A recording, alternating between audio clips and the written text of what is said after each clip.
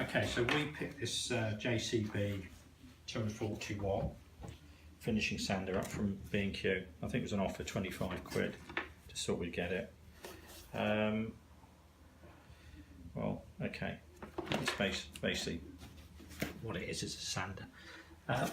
Comes with 3 sheets like that, P80, that stick onto there if you want to. Alternatively, you can just buy rolls of this like I do, different grits, and it just clips. You release those and it holds it down at each end, the sandpaper, yeah.